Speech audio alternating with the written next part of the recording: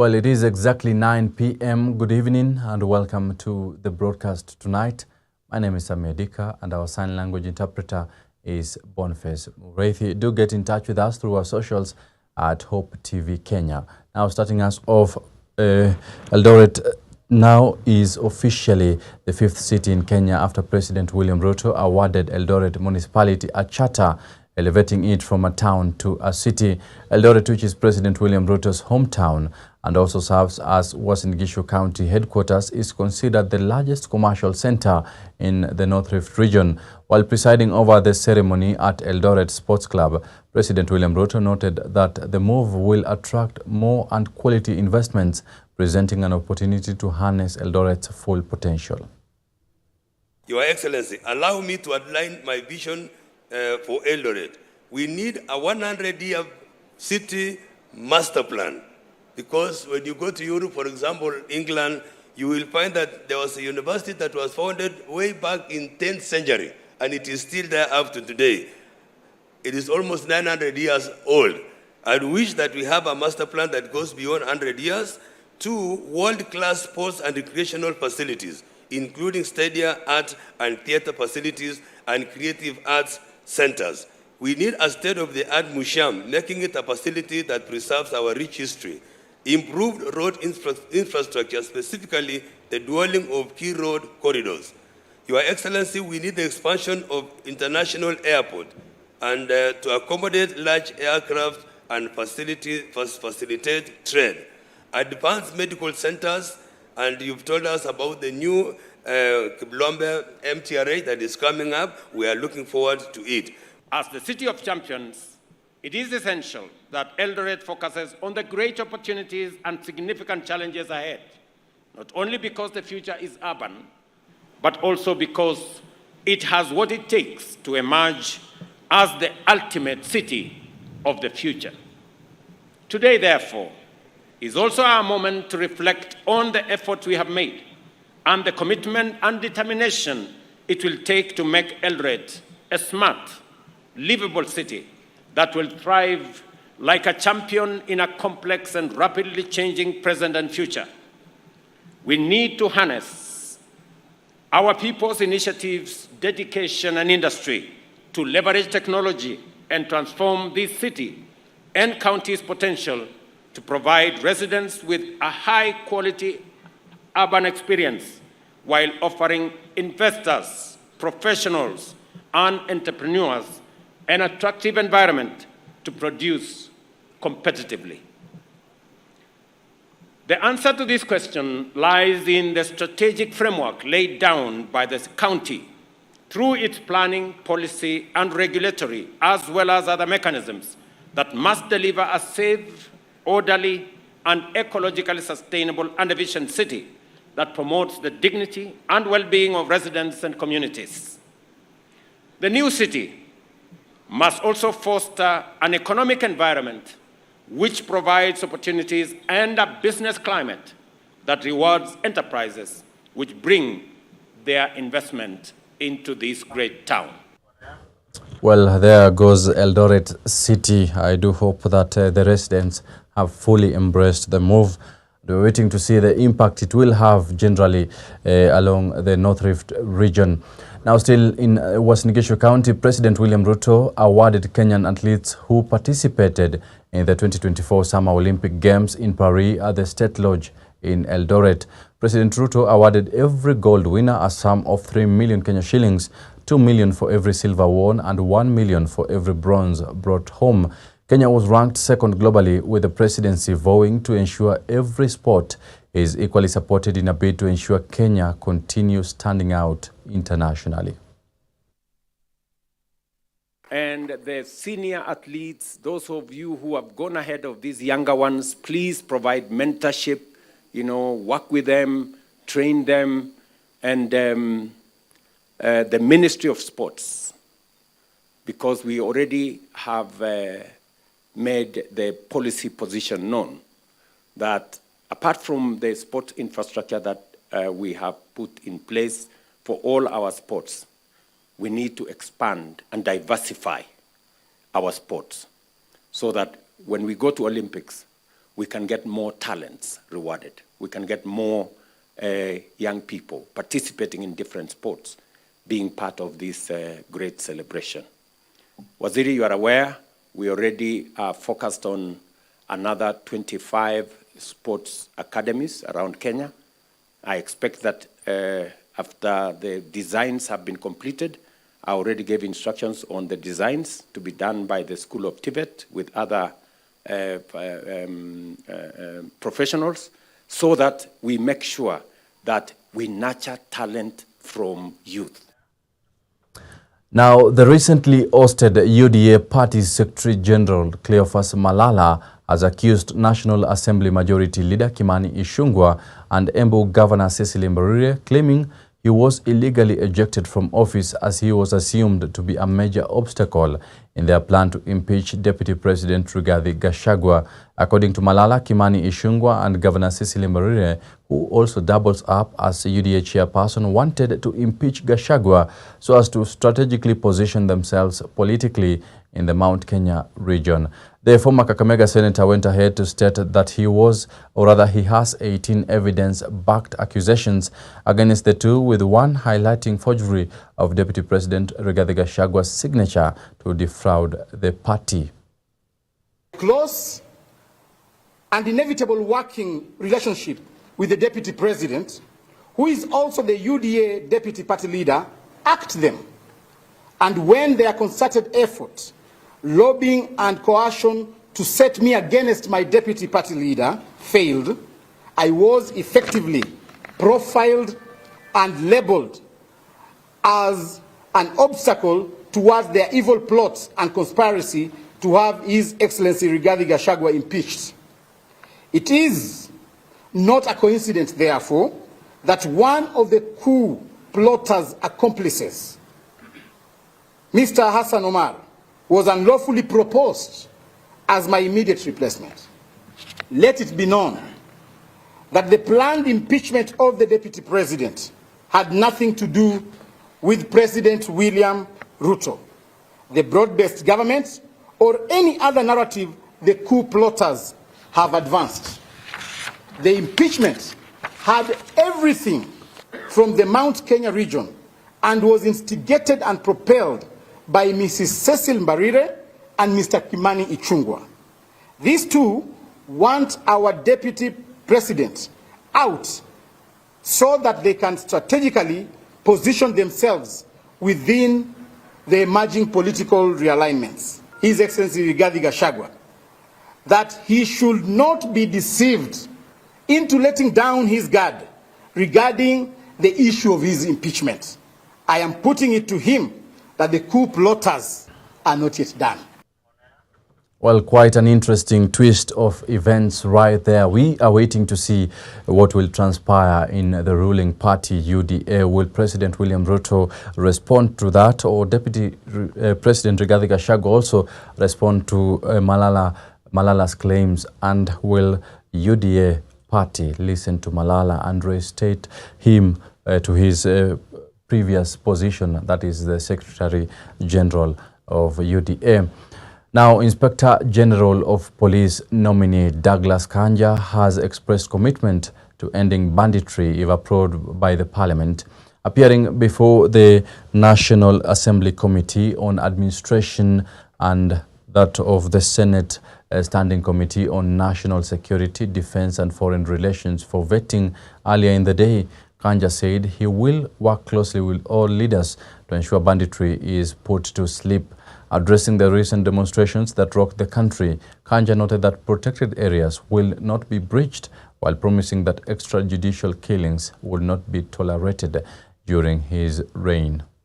The multitudes of the people who turned up, they were huge. The entire roads from all the way from Thika Road, they were actually blocked. Kiambu Road was blocked. The Grove Roundabout was actually blocked, such that even for the water cannons to get water was also a challenge, because first of all you must do the clearance and then you'll be able to access. But what I would like to hasten to say is that from there are better preparations And also the issue of the multi-agency support systems are there, and everybody is working for the benefit of everybody. Water is really available, and we said that we are set for that. Thank you, Chair. If a report, for example, has been brought in that it is this place that we had this incident, then we can always be able to get to know that is so and so who was there. Now that we can be able to start our investigations. Look, our uniform, the kind of uniforms that we have right now, we have made it very, very clear that the name tag, your number, service number, must at all times be displayed. All these measures have been put in place to ensure that we bring in accountability, and we are going to continue in that direction. If approved and appointed the IG, I will go in that direction and work with everybody so that we can be able to control and reduce matters corruption. But as I have said, we also need to look at it even from the national level, and probably have a discourse whereby all the leaders, political leaders, and everybody else is actually actively engaged on matters reduction of this corruption indices. Now, the Energy and Petroleum Regulatory Authority, EPRA, has announced fuel prices for August 15th, 2024 to September 14th, 2024. The released fuel prices have, however, remained unchanged in the latest review. Super Petrol will still retail at 188.84 cents, diesel at 171 shillings 0.60 cents, and kerosene will now retail at 161.75 cents in Nairobi, effective from the 15th of August 2024, which happens to be today, as this goes against President William Ruto's promise made last that the fuel prices will continue to drop. Kenyans have reacted, with most being disappointed as they expected another reduction of fuel prices, as Ian Githuku reports.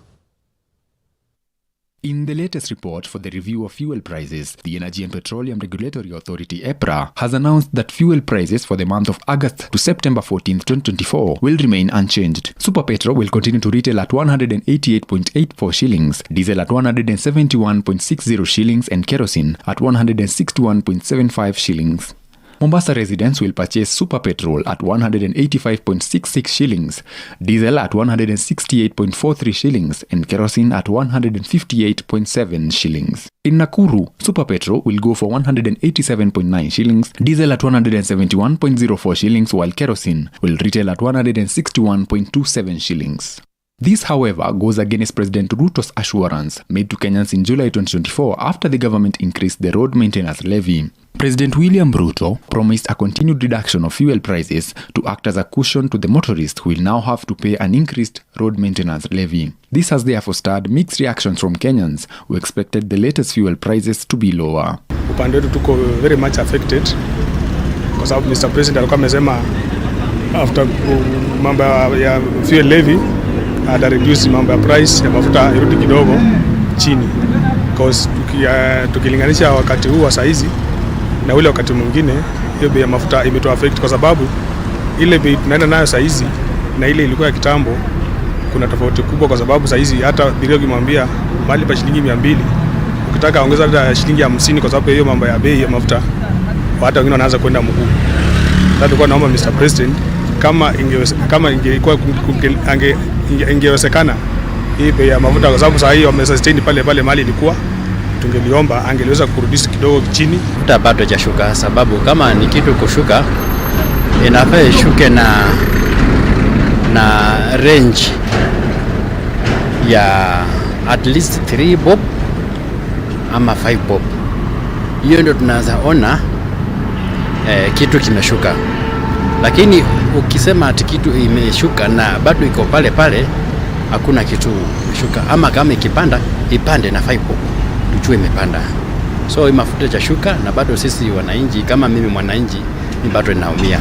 However, some remain optimistic that the prices will soon go low, saying that the president now has a new cabinet. As of mid-August 2024, global fuel prices have generally risen according to the International Energy Agency IEA. This rise has been attributed to the ongoing geopolitical tensions and fluctuations in oil supply. For Hope TV Newswatch, I'm Ian Gethuku.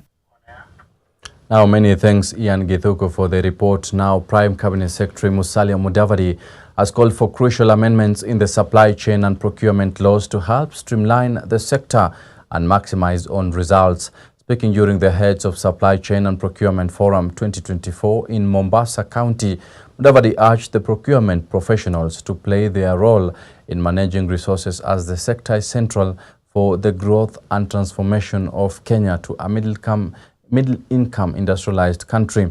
The Prime CS says there is need to adopt a sector-based approach in reviving the laws and regulation governing the sector, noting that the pressure from high debt service has forced the government to make tight budget adjustments on essential public sector development programs. On the domestic front, the challenges of climate change, including drought last year and floods this year, have contributed to a significant increase in the cost of living.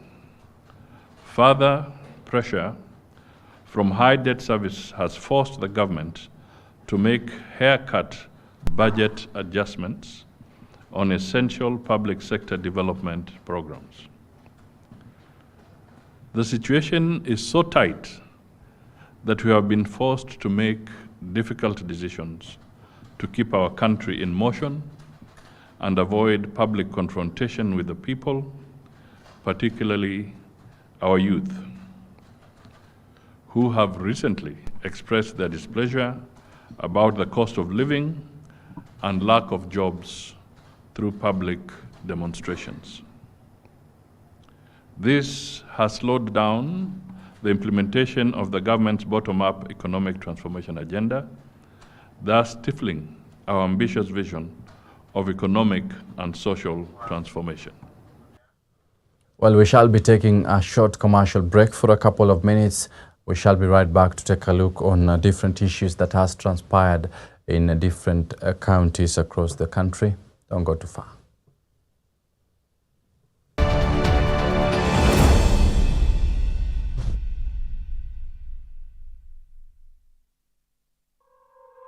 Are you ready to go? Every day we ponder this question because every day we are going somewhere. How about if we went there as ambassadors? Please prepare to join us at Sitam Karen from the 3rd to 6th of September 2024 for the Send Me 2024 Mission Conference as we seek God to empower us to go into the nations, into the marketplace, into the mission field, and into the ministry opportunities around us every day. Register for the Send Me 2024 Mission Conference at sitam.org. Hello, boys and girls! Are you ready for an unforgettable Bible adventure this August? Join us for the Sitam DVBS 2024 that will happen in all Sitam assemblies starting Monday the 12th of August to Friday the 16th of August. And get this, entry is absolutely free! So, if you're aged 3 years to 14 years old, come and enjoy Bible lessons, games, puppetry, memory verses, snacks, refreshments, movies, songs, and dance! That's right, all that fun starts at 7 a.m. and goes on until 12:30 p.m. Remember to bring your Bible, notebook, and a pen. For more information, call 0709-861-100 or visit www.sitam.org. DVBS 2024, taking new territories.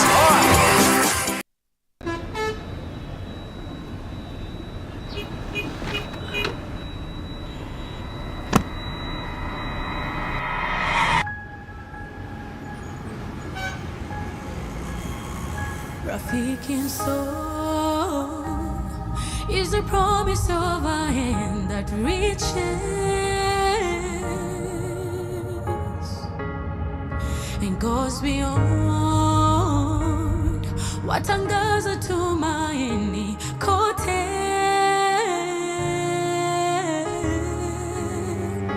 I'm forever grateful. Ninashukuru ukarimu, ukarimu. I'm forever grateful. Ninashukuru.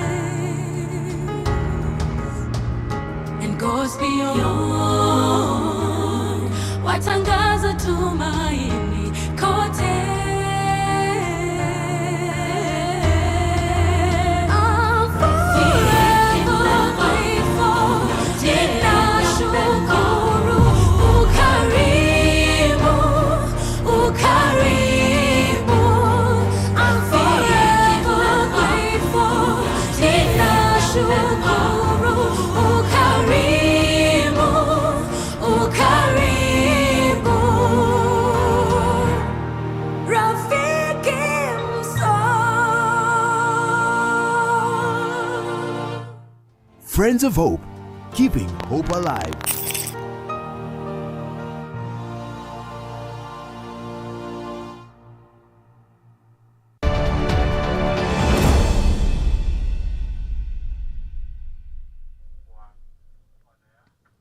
Now welcome back and straight to Embu County. Embu ward representatives have threatened to impeach County Executive Committee members on grounds of incompetence, non-performance and contravention of the law. This is after Finance and Economic Planning CEC Professor Joe Kamaria failed to explain to the County Assembly Public Accounts Committee how stocks of drugs worth 7.9 million Kenya shillings donated to the county had expired at Embu Level 5 Hospital's stores. MCS, led by the committee's chairperson Paul Mashangi, demanded recovery of the long outstanding interests in addition to the 680,000 illegal allowances pocketed by members of the County Public Service Board. Mashangi slammed the head of the county treasury for presenting unsigned payment vouchers as evidence in the committee, terming them as forgery. Hospitali zetu huko chini kama Keria hakuna hata panando.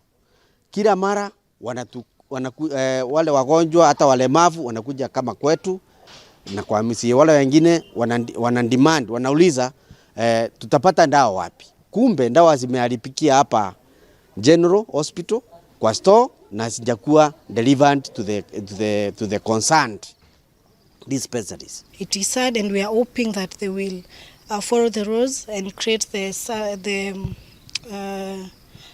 the disposal committee, the asset and disposal committee, so that those drugs can be disposed. And also, we hope haitajirudia tena, because whether the drugs were donated or it was they were bought for, procured for by the county, it is wrong to store drugs instead of distributing to other hospitals. Na pesa ilitumika 29 million on source from the level 5 yenye haipaswi kutumika direct, napaswa kutumwa kwa account alafu irudi kwa waweze kutumia. Sisi kama bunge nafikiri sasa mahali tumesimama, nikiwa kiongozi wa kamati za bunge kwa jumla pamoja na wana kamati wa hiyo chama ambao tunaita ni Liaison Committee, tushakata kauli na tumesema sasa kisonga mbele ule afisa yoyote katika serikali yetu ya kaunti ambaye hatafanya kazi yake, ambaye atafuja pesa za serikali, ambaye ataenda kinyume na sheria ambazo ziko ambazo ni zinahusu sana mambo ya fedha, hiyo ndio tunaita Public Finance Management Act na pia vile vile County Government Act, tutawachukulia hatua za kisheria.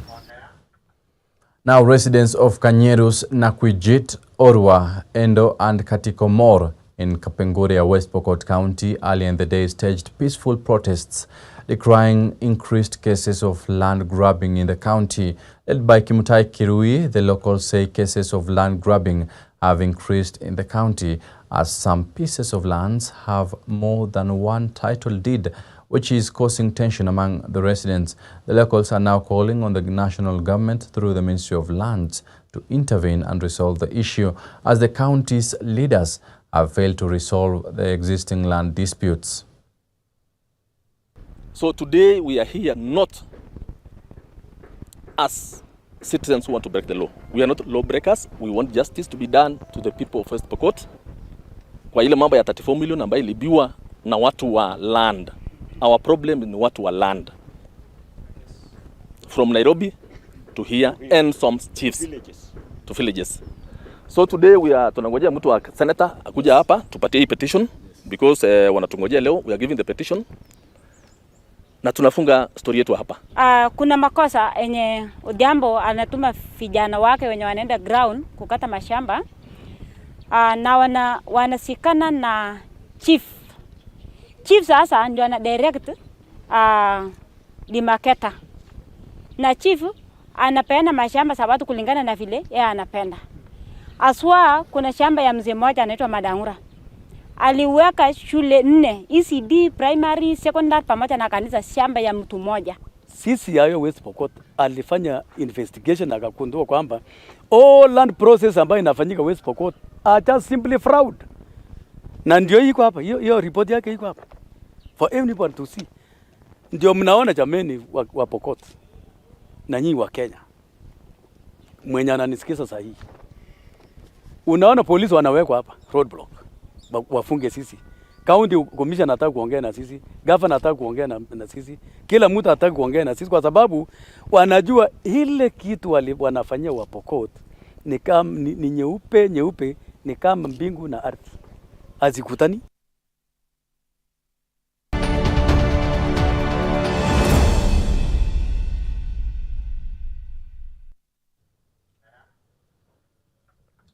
Now on matters business, I&M Bank has been recognized as the #1 bank in the Kenya banking consumer sentiments.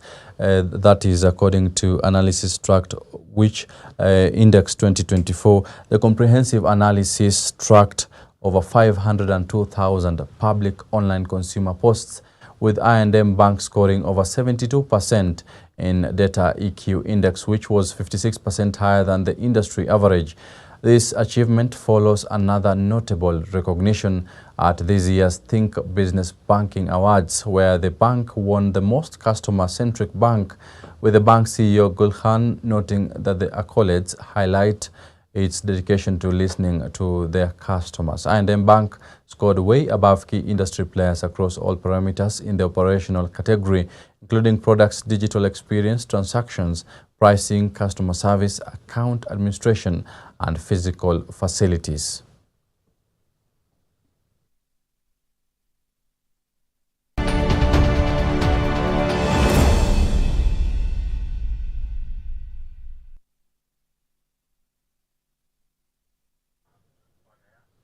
Now on sports, national boys football runners-up Musingu High School has received a massive boost from KCB ahead of the Federation of East Africa Secondary Schools Sports Association, which is actually competition scheduled for August 17th to 27th, 2024 in Mbale, Uganda.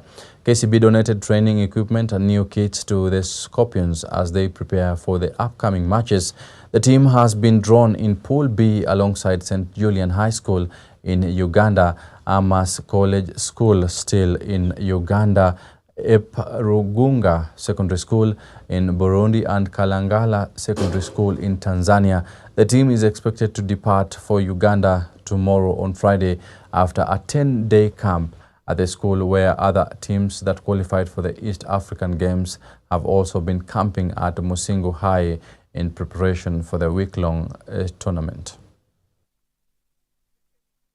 This came as a result of us as a school identifying the gaps that are there. The majority of the talented boys could not afford the fees, and they come from a very poor background, and as a result quite a number of them could not be able to afford to pay for the requirements of high school. With the KCB coming on board, we have been able to put over 50 boys ranging from Form 1 to Form 4 who are in our soccer team. And this partnership has enabled the school for the first time since 2005 to participate in all the championship up to the national level, where they came up as the first runners-up and therefore qualifying for the first championship to be held from 16th to 26th in Mbale, Uganda. So the team is set and ready to go represent the country, and we're expecting the team to do well in the championship. Training when the sun is very hot, because we'll play, the temperatures in Uganda are almost the same as like ours. So the timing of training, we have done drills that go with physical ability of the players. We have tried to work on our weak areas, attack, defense. So we believe the boys are ready for the championship. And with the support we're getting from KCB, we believe we are there. You are the partners. Bankika and KCB, the bibs, the balls, we don't have to complain about the equipment. We are ready for the championship. Talent is a very big industry in the world. The highest paying industry in the world is through talent. Well, that's all we had for you tonight. Many thanks for choosing Newswatch right here at Hope TV. My name is Sammy Adika, and our sign language interpreter is Boniface Mureithi. Do have a wonderful night.